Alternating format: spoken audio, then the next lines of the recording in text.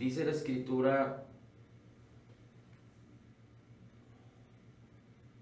en el versículo 16 de Romanos 1, porque no me avergüenzo del Evangelio, no me avergüenzo, y el apóstol Pablo establece de qué, del Evangelio. Hay que recordar que el apóstol Pablo vivía por el Evangelio, fue llamado a predicar el Evangelio, fue llamado a permanecer en el Evangelio y dar a conocer el Evangelio.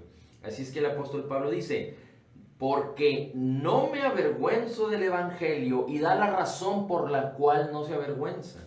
Dice, porque es poder de Dios para salvación a todo aquel que cree.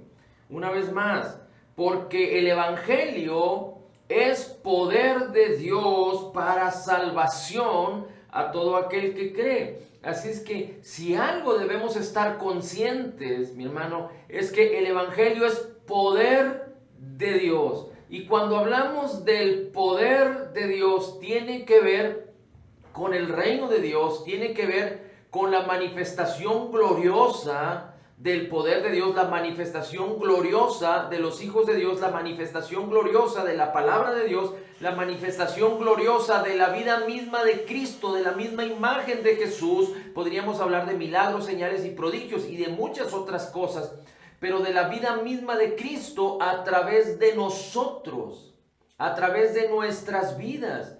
Es tan importante que tú y yo podamos entender, sobre todo en este tiempo, que no somos normales. Si tú te consideras una persona normal, estás fallando al blanco. Dice la Escritura en Colosenses que fuimos trasladados de las tinieblas al reino de Cristo. Dice la Escritura en 2 Corintios 5:17 que el que está en Cristo, nueva criatura, nueva especie es.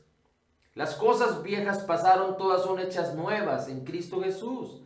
Hemos nacido de nuevo, nos ha sido dado un nuevo espíritu, el Espíritu de Cristo mora en nosotros. Así es que si nos consideramos personas normales, y no estoy hablando esto para presunción, para alarde, para menospreciar a otros, no, estoy hablando de lo que ahora somos, de nuestra verdadera identidad, tiene que ver y está relacionada, por un lado, con el pensamiento y la predicación del Evangelio, pero con el poder de Dios que manifiesta tener en nuestras mentes renovadas por la palabra el Evangelio de Cristo, tener en nuestros corazones el Evangelio de Cristo y vivir por el Evangelio. Por eso el poder de Dios ha estado carente, y no me refiero a que Dios no esté dispuesto y que el poder de Dios no está disponible ya y que el poder de Dios no está en nosotros, en nuestros miembros, en la iglesia, sino que la misma iglesia, el mismo creyente, por la incredulidad, por muchas y diversas otras cosas, por el pecado, por el amor al dinero, por el amor al materialismo, por el engaño, por la vanidad de este mundo, han no sido diligentes respecto a entender, conocer y creer correctamente la palabra y ver el poder de Dios que se manifiesta en el Evangelio de Jesucristo. Así es que el apóstol Pablo dice, no me avergüenzo del Evangelio. ¿Por qué? Porque es poder de Dios para salvación. Es poder de Dios para salvación. Y la palabra salvación en el griego que está hablando el apóstol Pablo aquí, o en el que está escrito esta carta, es la palabra que tiene que ver con restauración, remuneración, plenitud, sanidad, bendición, vida eterna.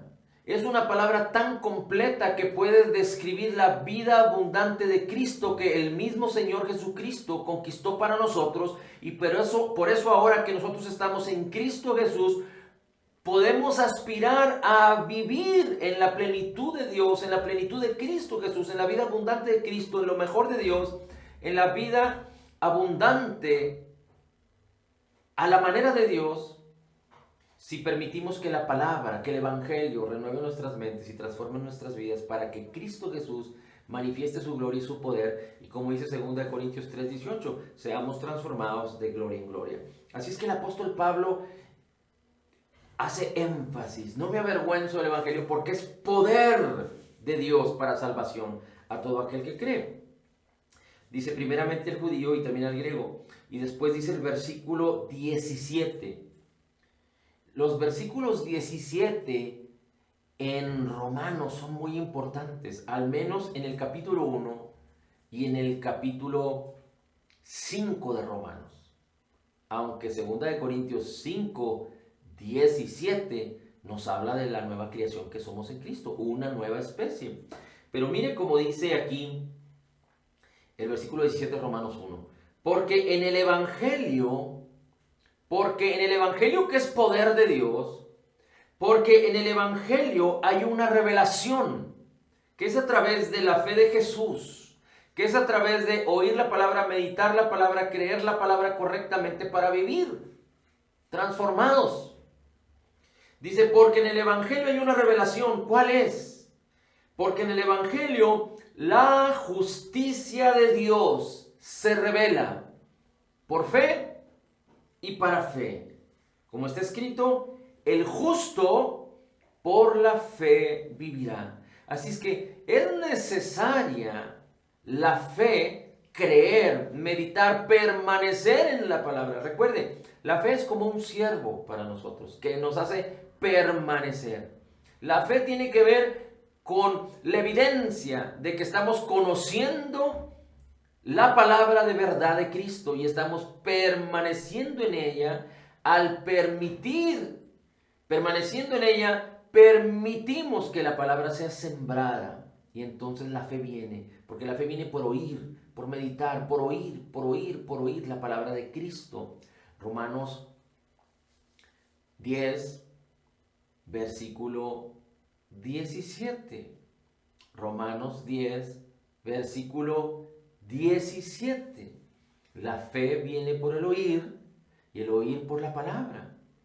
Meditando la palabra, oyendo la palabra. Pero lo interesante de este versículo es que el Evangelio revela o hay una revelación en el fundamento, en la priorización, en lo extraordinario que es el Evangelio. Hay una revelación en el Evangelio de Jesucristo. ¿Cuál es esta revelación? Que nos permite que el poder de Dios pueda manifestarse y fluir en nuestras vidas.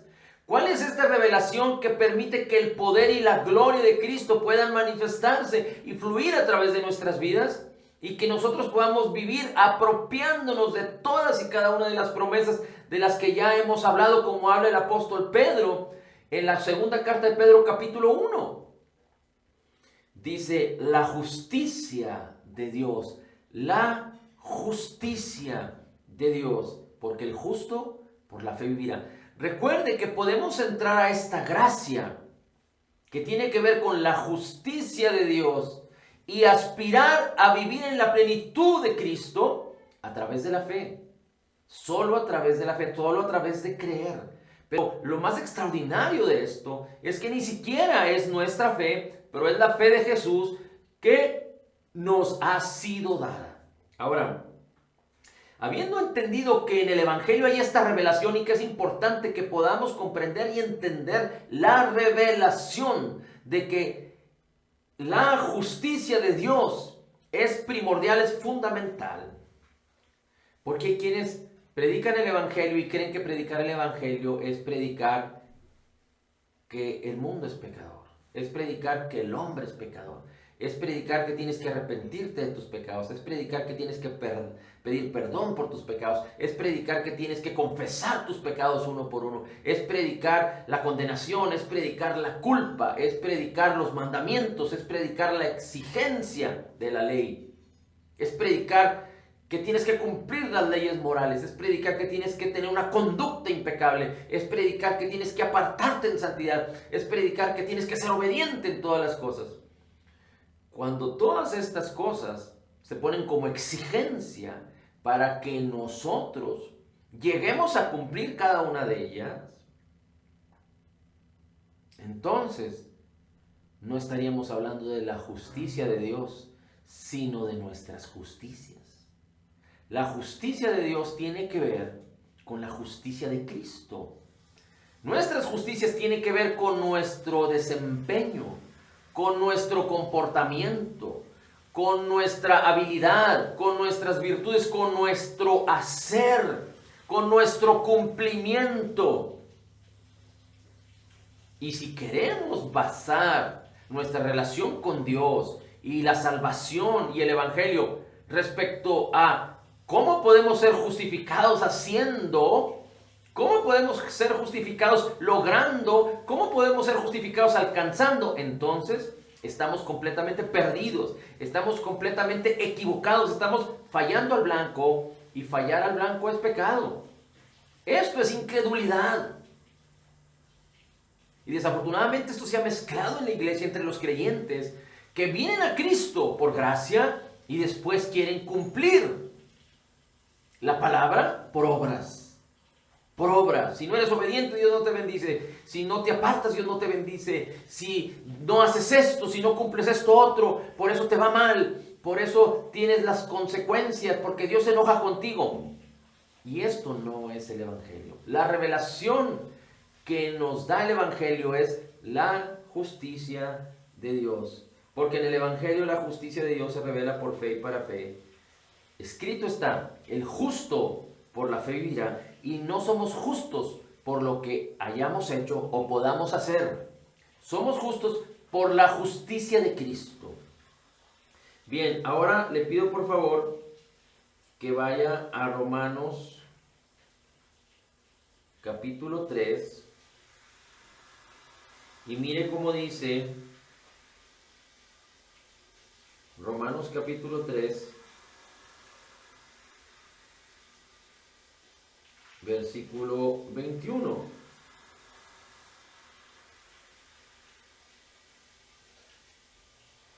Porque ahora, aparte de la ley, se ha manifestado la justicia de Dios.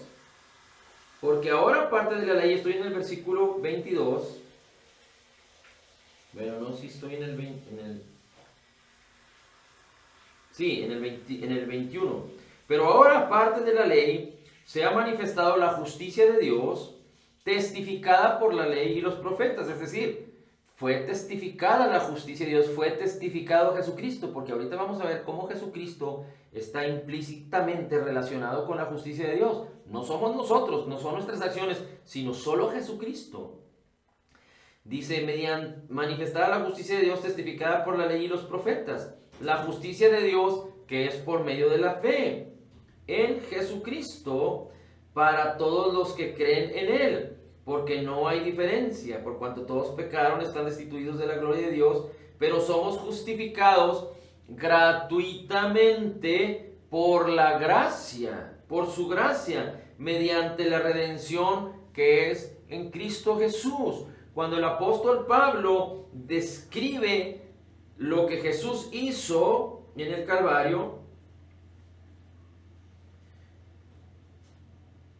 cuando Jesús habla de la persona divina de Jesús en la tierra, normalmente se refiere al Señor Jesucristo o a Jesucristo, pero cuando habla y quiere hacer énfasis del Jesucristo resucitado, siendo nuestro Salvador y nuestro Señor que está sentado a la diestra del Padre, el apóstol Pablo se refiere, como dice el versículo 24, siendo justificados gratuitamente por su gracia, mediante la redención que es en Cristo, que tiene que ver con el Mesías resucitado, mediante la redención que es en Cristo Jesús.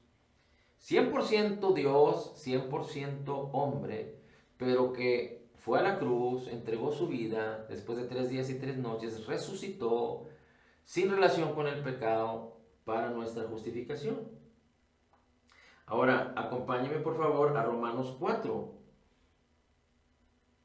Y vamos a ir al versículo Romanos 4, y vamos a ir al último versículo de Romanos 4, que es el versículo 25. Romanos 4, versículo 25. Dice así: el cual, Jesucristo, fue entregado por nuestras transgresiones y resucitado para nuestra justificación. La resurrección de Jesús es la garantía de nuestra justificación, de que somos justificados, somos perfectamente justificados. Y si nos vamos al versículo 1 del siguiente capítulo, el capítulo 5, dice entonces, justificados pues por la fe, tenemos paz para con Dios por medio de nuestro Señor Jesucristo. Es decir, Jesucristo en su obra terminada, completa y perfecta, Jesucristo en su obediencia, Jesucristo en su perfección, siendo justo, murió por los injustos, para que ahora, dice la Escritura, en 2 Corintios 5:21, al que no conoció pecado, por nosotros lo hizo pecado, es decir, Jesús fue hecho pecado, el Señor Jesucristo fue hecho pecado para que nosotros seamos la justicia de Dios en Él, para que ahora seamos la justicia de Dios en Cristo Jesús. Así es que aquí dice, somos justificados por la fe, por creer lo que la palabra de Dios dice, por creer lo que Jesús hizo, que está revelado en la palabra.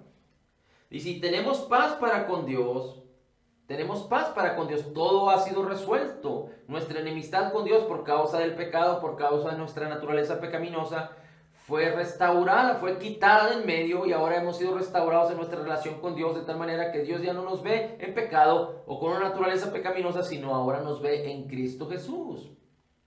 Y por eso somos templo del Espíritu Santo, porque hemos sido redimidos, justificados.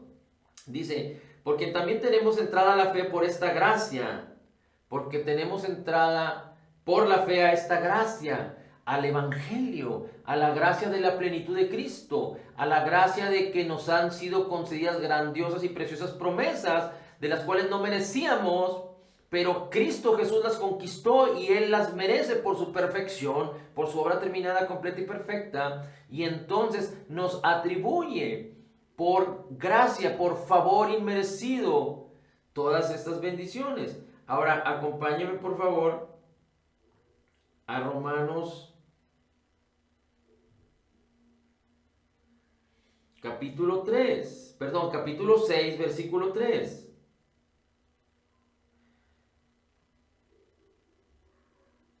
Dice el versículo 2 dice, en ninguna manera, porque los que hemos muerto al pecado, ¿cómo viviremos aún en él? ¿No sabéis que los que hemos sido bautizados en Cristo Jesús, hemos sido bautizados en su muerte? Porque somos sepultados juntamente con él para muerte por el bautismo, a fin de que, como Cristo resucitó de los muertos por la gloria de Dios, así también nosotros andemos en una nueva vida. Andemos en una vida nueva.